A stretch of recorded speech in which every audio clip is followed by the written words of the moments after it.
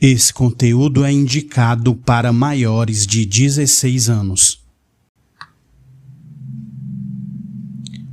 Olá, amigos, eu sou o Dom e esse é o Crimecast.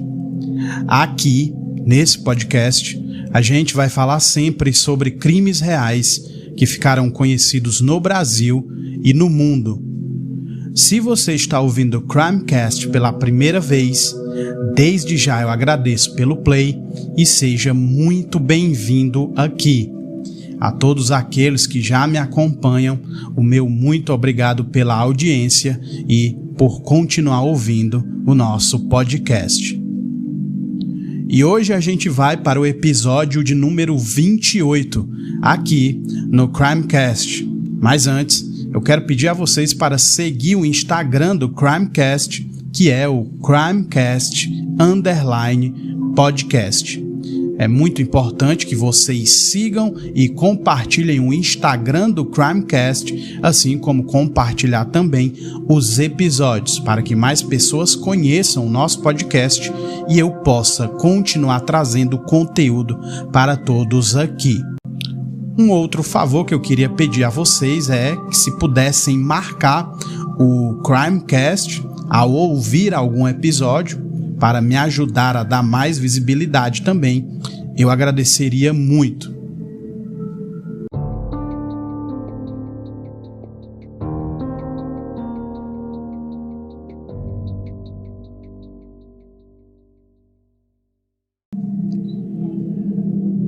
É isso, amigos, episódio de número 28 aqui no Crimecast, e a gente vai para a terceira e última parte sobre os casos, de assassinatos na Calder Road.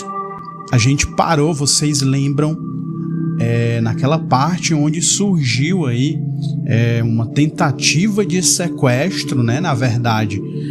Um homem conseguiu raptar uma mulher, chamada Sandra, e num ato de desespero e de muita coragem, a Sandra conseguiu pular do carro, que era uma caminhonete branca, Ela conseguiu ajuda e depois as autoridades foram avisadas sobre esse crime, sobre esse rapto, e a gente lembra que aquele carro ele fugiu pela rodovia I-45, indo em direção ao norte.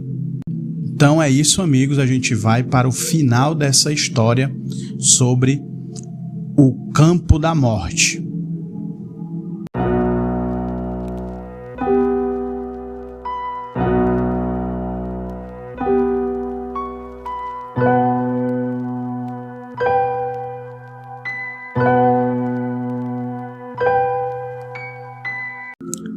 Sandra pulou do carro do criminoso e obviamente estava ferida. Ficou toda arranhada e estava sangrando. Sandra Sapoff conta que a única coisa que pensava antes de pular era que o homem iria matá-la. Ela diz que num momento de desespero pensou: prefiro pular e morrer do que ver o que ele vai fazer comigo. Então eu pulei. Sandra teve ferimentos graves, mas sobreviveu. Ela deu seu depoimento à polícia, mas não lembrava da placa da caminhonete. Porém, conseguiu descrever o interior do carro. Além disso, Sandra também conseguiu descrever o homem que a raptou.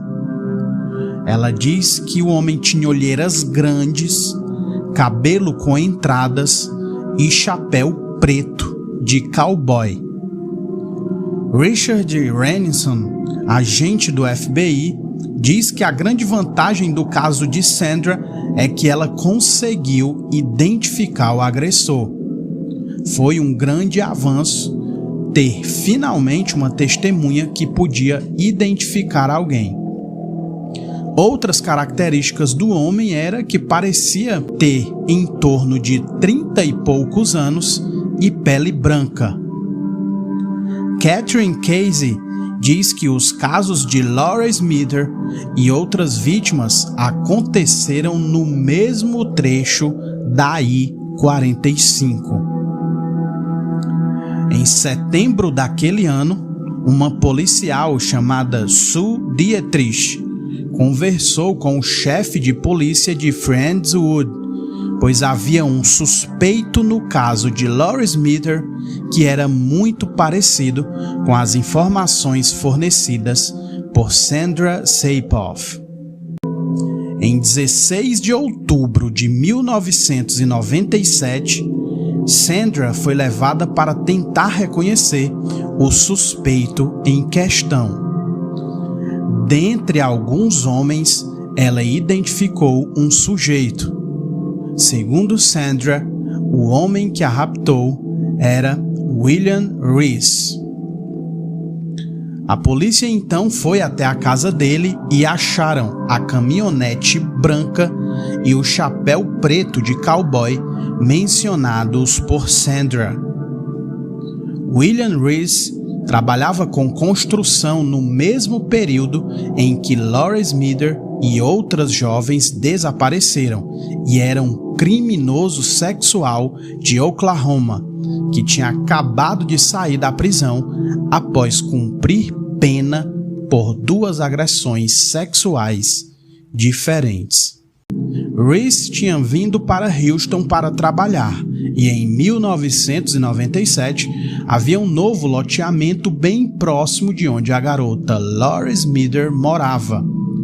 William Reese estava trabalhando com construção nesse loteamento.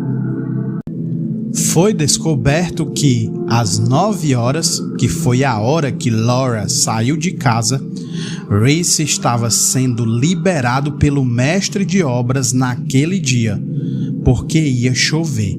Então, amigos, para a gente dar uma repassada aqui e continuar acompanhando esse raciocínio.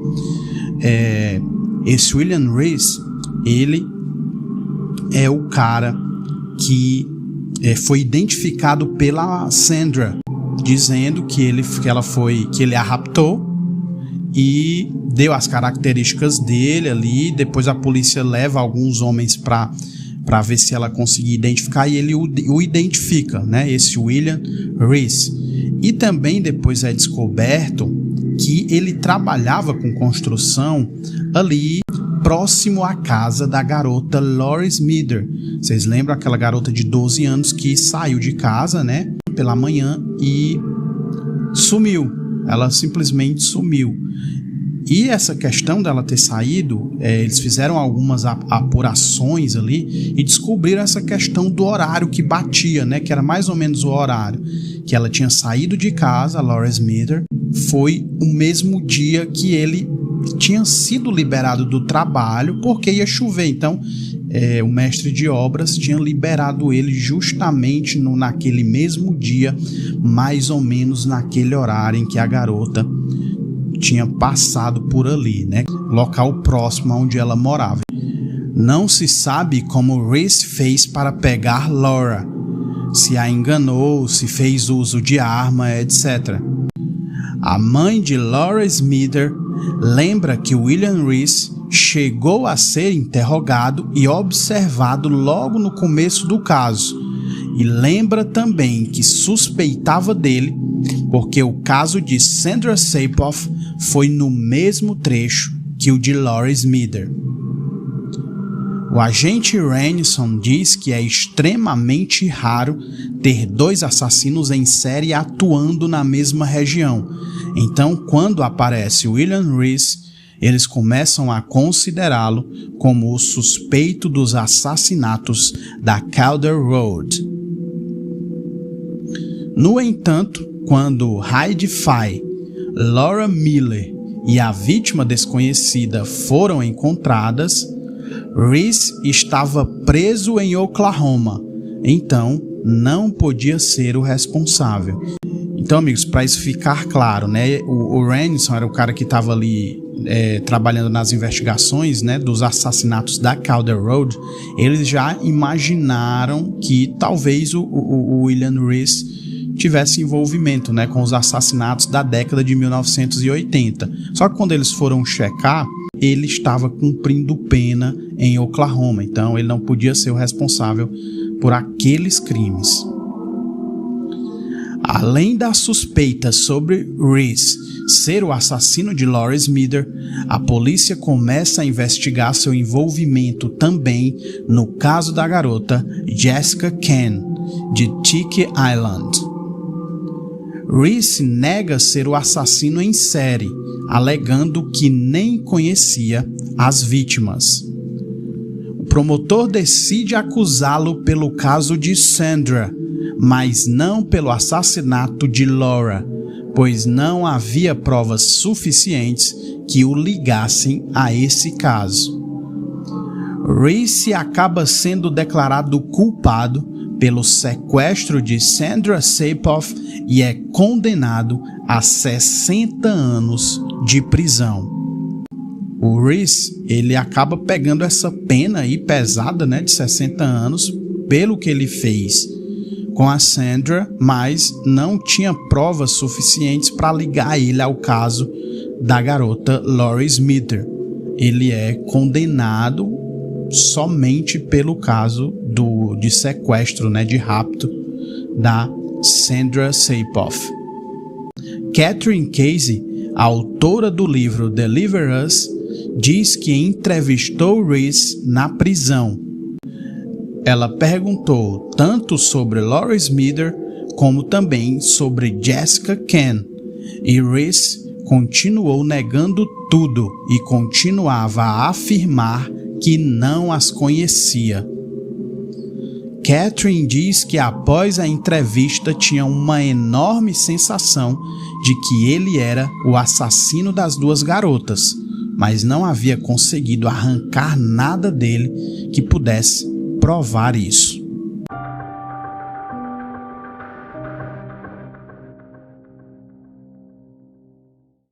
Com o passar do tempo e sem novas provas, não havia avanços nos casos da Calder Road. O jornalista Roland Swarth conta que os investigadores nunca desistiram da hipótese de Abel, mas nunca houve prova suficiente do envolvimento dele nos crimes. Passado mais algum tempo, Tim Miller decidiu que Abel não era o culpado, ou seja, Tim, que antes tinha certeza da culpa de Robert Abel, se convenceu que estava equivocado e, percebendo que tinha ido longe demais, entrou em contato com Abel e pediu perdão. Tim Miller conta que se encontrou com Abel, o abraçou e pediu que o perdoasse.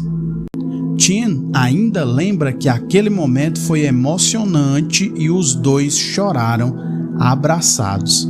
Então, amigos, vocês lembram que o Tim Miller, que é o pai da Laura Miller, ele chegou a fazer ameaças, né, ao Robert Abel. Vocês lembram que o Robert Abel é aquele cara ex-cientista da NASA que tinha um terreno ali encostado no campo da morte, né, onde foram encontradas as vítimas da Calder Road. E durante um tempo, Robert Abel foi considerado o principal suspeito, né, mas nunca teve prova suficiente para acusar, né, o Robert Abel. E o Tim Miller teve uma época que ele chegou a ameaçar o Robert Abel até de morte. Ele estava convencido de que o Robert Abel era o assassino, né? Mas depois acontece isso, o Tim Miller revê a sua posição em relação a isso, inclusive pede perdão ao Robert Abel. Mas o grande problema era que boa parte da comunidade nunca deixou de ver Abel como um assassino em série. Em League City, Abel foi considerado suspeito até o dia de sua morte. No ano de 2005, Robert Abel pegou seu carrinho de golfe e dirigiu até os trilhos quando um trem estava passando ali. Nunca se saberá com certeza se foi apenas um acidente ou se Abel se suicidou. Tim Miller acredita que Robert Abel não suportou aquela imagem que a comunidade tinha dele. Então, em relação à morte, do Robert Abel, as pessoas imaginam até que talvez ele tenha cometido suicídio, porque o Tim Miller, que era um cara que perseguiu ele e achava que ele era culpado, chegou a pedir perdão a ele, mas não foi por causa disso que outras pessoas deixaram de ter a opinião, ou de achar que o Abel ainda assim era o culpado, Então, ele morreu num acidente, com um carrinho de golfe nos trilhos do trem, mas existe uma grande dúvida se ele não foi para aquele local de forma deliberada, e se matou. E aí nós voltamos para Clyde Hedrick, o outro suspeito dos crimes da Calder Road. Clyde Hedrick já tinha sido preso na Flórida, e a ficha que a promotoria de Galveston tem sobre Clyde é bem extensa. Além das agressões a ex-mulheres e ex-namoradas, há também na ficha dele uso de cocaína, incêndio criminoso, roubo, etc. Tim Miller lembra que próximo ao local onde o corpo de sua filha foi encontrado, havia telhas velhas e madeira podre, que aparentemente foi retirado da casa de alguém, e Clyde Hedrick trabalhava com isso. Em 2012, Tim Miller entra em contato com o agente Ransom e um investigador da delegacia e pediu para falar com eles. Tim lhes pede ajuda para tentar resolver o caso de sua filha, focando a investigação em Clyde Hedrick. Ransom e vários outros investigadores formaram uma força-tarefa específica.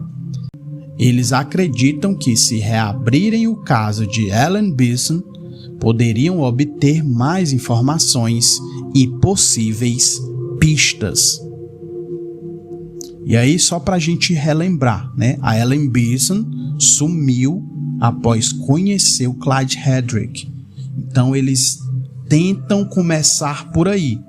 O Tim Miller chama eles, o agente Ransom, que é um dos responsáveis, e pede essa ajuda, para eles tentarem investigar e ver se encontram alguma coisa, e eles vão e reabrem o caso da Ellen Beason, aquela mulher que conheceu Clyde Hedrick e depois sumiu. A gente sabe a história, o que aconteceu com ela, Em março de 2012, o corpo de Ellen Beason foi exumado a pedido dos investigadores. Clyde Hedrick é chamado para dar um depoimento na delegacia de Galveston. Quando perguntado sobre Ellen Beason, Clyde pergunta de quem se trata. Ransom então diz que o corpo dela foi exumado e foi constatado que havia uma fratura grande em seu crânio e que não era uma fratura qualquer, mas que no ano de 1985 os legistas não tinham condições de detectar e de analisar. Ransom continua e diz que uma fratura desse tipo provavelmente faz qualquer pessoa morrer. O agente explica que foi pedido a alguns especialistas que analisassem o crânio e, segundo eles, aquele tipo de fratura só poderia ter sido feito por meio de homicídio. O agente pergunta a Clyde Hedrick como aquela fratura pode ter sido causada. Ele responde que é difícil que alguém frature o crânio nadando ali onde ele diz que os dois foram nadar, pois conhecia o lugar e já tinha nadado ali várias vezes, e completa sua resposta dizendo que para ele é um mistério a forma como Ellen fraturou o crânio. Os especialistas disseram a Ransom que a força necessária para causar aquele tipo de fratura era uma força extraordinária, uma força que não foi um acidente, mas que teve a intenção de matar. Diante daquele relatório dos especialistas, Clyde Hedrick é acusado pela morte de Ellen Beeson. Então, olha só, amigos, essa informação. Os caras reabrem o caso da Ellen Beeson e, na época em que ela foi morta e quando seu corpo foi encontrado, eles não conseguiam analisar essa questão dessa fratura. E aí, agora, já com mais recursos e com a tecnologia, eles detectam uma fratura muito grande no crânio, né? E dizem que essa fratura só existia um meio dela ser feita no crânio de alguém, era por uma força muito grande, ou seja, uma pancada, né? Então fica provado, depois desses especialistas analisarem agora com mais recursos, que aquela fratura na cabeça dela foi feita por alguém, né? Foi por meio de homicídio. E por esse motivo eles conseguem acusar o Clyde Hedrick pela morte da Ellen Beeson. O promotor Kevin Petroff diz que havia também outras provas contra Hedrick, que eram declarações que ele tinha feito para outros detentos na prisão enquanto aguardava julgamento, para informantes de prisão. Hedrick falou sobre Ellen Beeson e confessou outros assassinatos, e em uma dessas confissões ele incluiu o nome de Laura Miller, a filha de Tim Miller. A acusação indicou que Hedrick estava envolvido nos assassinatos dos anos 80 do Campo da Morte, da Calder Road. O promotor Kevin Petroff emitiu um documento onde dizia que um homem tinha assassinado e estuprado a filha de Tim Miller. Petroff diz que se arrepende disso, e foi assim que ele conheceu Tim Miller. Tim diz que leu esses registros do caso onde Clyde Hedrick disse ter estuprado e matado sua filha. Além disso, Clyde também confessou o assassinato de Heidi Fye.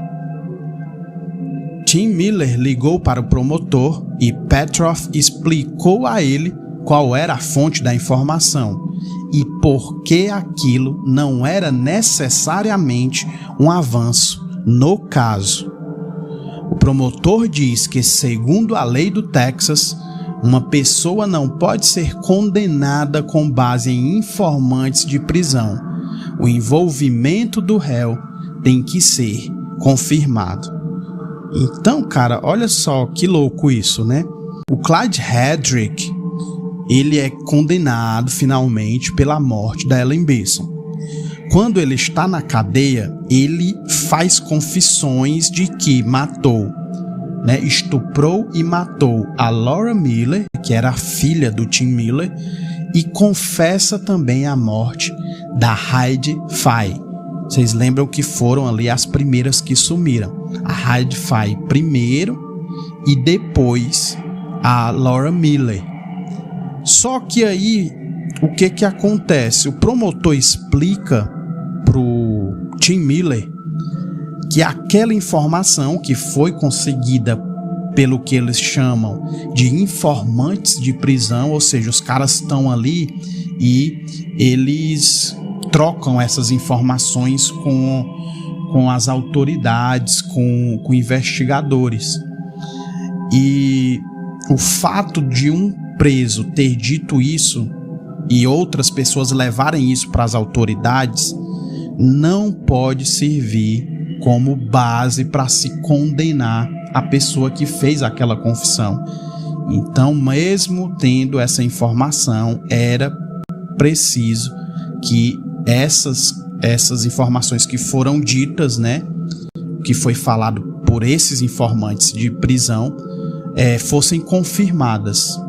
Então, para todos os efeitos, os casos de Heidi Fay e Laura Miller ainda não tinham uma solução, porque aquilo em juízo não serviria para condenar o Clyde Hedrick por esses casos. Kevin Petroff diz que sabe que Tim quer que o assassino de sua filha seja punido. Ele diz que também quer isso e que todo mundo quer que isso aconteça, mas o sistema criminal é longo e cruel para as vítimas e familiares das vítimas. Tim Miller diz que vai lutar até seu último suspiro para que Clyde Hedrick pague pelo que fez com sua filha. Em 25 de março de 2014, Clyde Hedrick vai a julgamento pelo crime contra Ellen Beason. Alguns familiares de Heidi Fay estiveram no julgamento, assim como também Tim Miller. Durante o julgamento, o promotor interrogou o médico legista do caso na época e disse que ele só tinha tirado 2 fotos do crânio e nenhuma das 2 fotos mostrava a área da fratura. O promotor então argumentou para o júri que o médico legista, tentando proteger sua reputação, escondeu ou destruiu provas do Estado. Clyde Hedrick foi julgado por homicídio doloso, mas o júri o considerou culpado de homicídio culposo. Marla, filha da mulher que chegou a casar com Clyde, foi chamada como testemunha na fase de sentença. O promotor queria que o júri ouvisse o que Marla tinha a dizer, para que vissem que tipo de pessoa era Clyde Hedrick. Então, amigos, só para explicar, o júri concorda que Clyde Hedrick era culpado do crime contra Ellen Beason, mas eles concordam que foi um homicídio culposo. E aí tem uma coisa que eles chamam lá, né, de testemunha na fase de sentença, que o promotor, depois que se decide que ele era culpado, o promotor chama essa testemunha da fase de sentença, que era a Marla. Vocês lembram? Aquela garota que viveu ali alguns momentos, né, e algumas coisas que aconteceram com ela, feitas pelo o Clyde Hedrick. Marla contou tudo o que aconteceu com ela em situações que envolviam Clyde Hedrick e explicou como as coisas só pioraram cada vez mais. Além de tudo que Marla já tinha contado antes, ela conta também sobre as vezes em que ficava assistindo TV na sala à noite e adormecia, e por várias vezes sentia que alguém lhe tocava nos seios, e em uma das vezes que abriu os olhos, Clyde Hedrick estava em cima dela, no sofá. O curioso era que Marla explica que sentia um cansaço extremo e que era muito difícil se acordar e se mexer, e lembra que em algumas vezes Clyde lhe oferecia suco e que praticamente a obrigava a beber aquele suco preparado por ele. Então, no depoimento da Marla, ela dá a entender que ele fazia ali um suco, né, e colocava alguma coisa dentro desse suco, né, ele dava um jeito dela tomar, e ela lembra disso, né, que ele talvez, ela dá a entender que talvez ele colocasse algo ali no suco dela para deixar ela ali com muito sono e tal, e abusasse dela naquele momento em que ela estava sob o efeito, né, de alguma coisa. Só ele, só Deus sabe o que ele colocava nesse suco para deixar ela ali sem condições de reagir e de se defender ali dos abusos dele, né? Marla continua e lembra de várias ocasiões em que acordava pela manhã e sentia dor em locais onde não deveria estar doendo. Ransom lembra de que Marla contava tudo aquilo com muita dificuldade e sofrimento. Ela estava claramente revivendo todas aquelas situações ao relembrar aquilo. O agente do FBI diz que foi um depoimento muito forte e difícil de ouvir. Em seguida, o júri deliberou rapidamente e sentenciou Clyde Hedrick à pena máxima para aquele tipo de crime, o condenando a 20 anos de prisão. Após o julgamento do caso Ellen Bilson, Nina Edwards diz que aquilo tudo foi revelador para ela. Nina diz que o fato de o relatório da autópsia estar totalmente incorreto trouxe à tona as mesmas frustrações que tiveram no caso de Heidi Fye. Nina explica que o médico legista não conservou a roupa dela, não conservou as unhas, não conservou itens que poderiam conter potencialmente provas físicas. Provas estas que o júri precisa em um caso para condenar o réu. A autora do livro Deliver Us diz que várias provas foram perdidas nos casos dos assassinatos da Calder Road. A camisa encontrada perto do corpo de Laura sumiu. Naquela camisa poderia ter amostras de DNA, mas como a camisa desapareceu, ninguém nunca vai saber. Catherine Casey também chama a atenção para o fato de que muitos casos são esquecidos e não são solucionados, e isso permite que assassinos em série fiquem livres. O agente Ransom diz que seria ótimo conseguir uma conclusão para os casos não solucionados, e no final do ano de 2017, decidem tentar usar genealogia forense para identificar as duas vítimas desconhecidas. Ransom conta que foi difícil convencer a polícia de League City de que era uma boa técnica. As vítimas desconhecidas, desde o início, nunca chegaram a ser identificadas.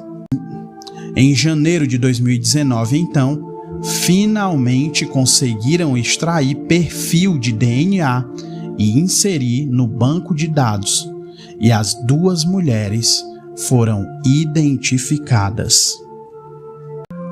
A desconhecida 2, como a polícia a chamava, era Donna Gunsulin, 34 anos de idade. A outra vítima era Audrey Lee Cook, 30 anos de idade. Na época dos achados, se imaginava que as duas vítimas desconhecidas não eram da região e estavam na cidade de passagem, e era quase isso realmente. Donna Gunsulin estava na cidade por conta da grande oferta de trabalho que havia em Houston, e Audrey Lee Cook era mecânica. A família já procurava por ela havia muito tempo. Tim Miller continua a ajudar e, após a identificação das duas vítimas desconhecidas, ele diz que irá colocar as fotos delas junto com as fotos de Laura Miller e Heidi Fye, na esperança de conseguir mais informações. As duas vítimas desconhecidas que foram encontradas também na Calder Road, elas só foram identificadas em 2019, cara. Olha isso, bicho. Porque vocês lembram que as ossadas apareceram ali, uma na década de 1980, né? E a outra ali em 91. Tim Miller continua em sua missão de fazer o culpado pelos assassinatos da Calder Road ser descoberto e responsabilizado por todas as mortes. Marla conta que conheceu Tim no julgamento de Clyde Hedrick e diz que ele a procurou e lhe falou sobre o desaparecimento da filha Laura Miller. Marla diz que após ele lhe contar sobre a filha, a idade dela, todas as ligações e todas as semelhanças, isso fez sentido. Tim Miller vai até a Calder Road e pergunta se Marla quer ir com ele, para saber se por acaso ela conhecia aquela região. Os dois vão até a propriedade e Marla dá umas voltas ali no terreno. Ao ver uma estrutura de metal fixada no chão, próximo a algumas árvores, aquilo mexe com ela. Segundo Marla, naquele momento, algumas memórias vêm à sua mente. Marla explica que na época não sabia que ali era a Calder Road. Ela acredita que esteve na Calder Road no início dos anos 90. Marla conta que Clyde foi cortar a grama da propriedade de um amigo e era ali, aquele lugar, era a Calder Road. Ela lembra de como ainda é difícil parar e imaginar tudo o que passou por causa de Clyde Hedrick e diz que gostaria que ele morresse na cadeia. Então, olha só, amigos, pelo que eu entendi, a Marla, em algum momento, ela passou ali naquela região da Calder Road. Então ela diz que isso vem à memória dela de já ter ido ali no carro com o Clyde Hedrick, que aí ela também não explica se estava com o irmão, se estava com a mãe, ou isso não fica muito claro, mas ela indo ali com o Tim Miller, tempos depois ela se lembra, de repente ela lembra daquele local. Em 5 de outubro de 2021, aos 67 anos, Clyde Hedrick foi solto. Clyde foi solto sob regime de supervisão obrigatória. Marla diz que simplesmente não acreditou quando soube da notícia. O agente Ransom explica que Clyde conseguiu liberdade condicional e está em liberdade condicional atualmente.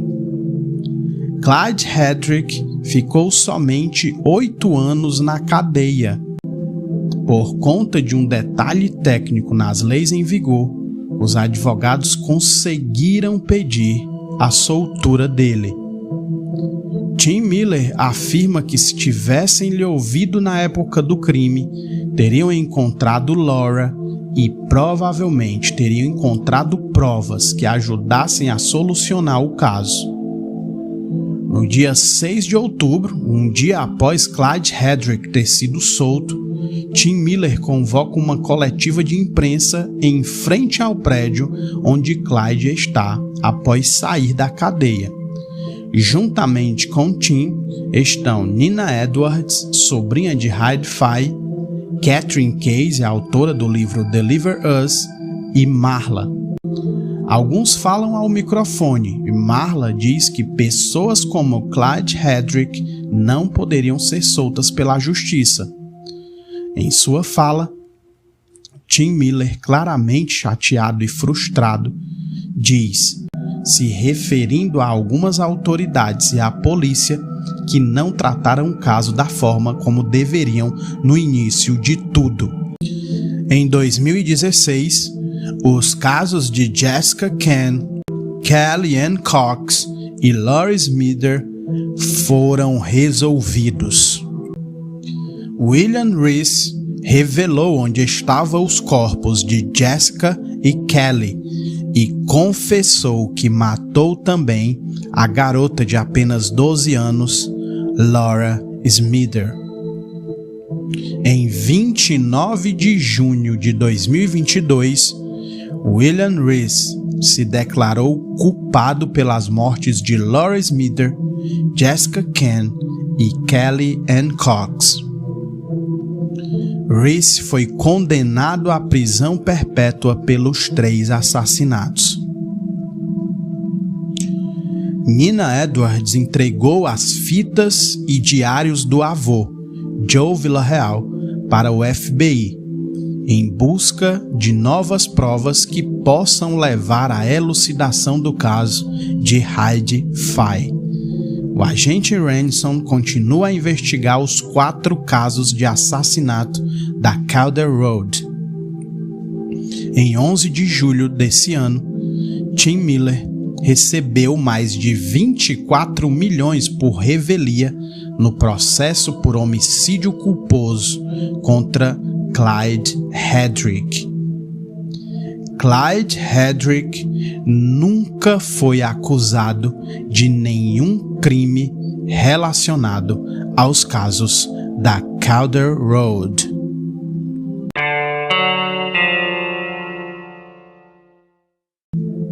Então é isso, amigos. A gente termina aqui mais uma história que a gente conclui aqui, né? Uma história bastante triste e bem revoltante, né? Vocês veem que o final aí não houve uma solução para os assassinatos das 2 vítimas desconhecidas e para o assassinato de Laura Miller e Heidi Fye. Na semana que vem eu trago para vocês uma nova história, um novo episódio aqui no Crimecast. Mais uma vez quero só agradecer a todo mundo que me acompanha e continua ouvindo o nosso podcast e até a semana que vem aqui no Crimecast.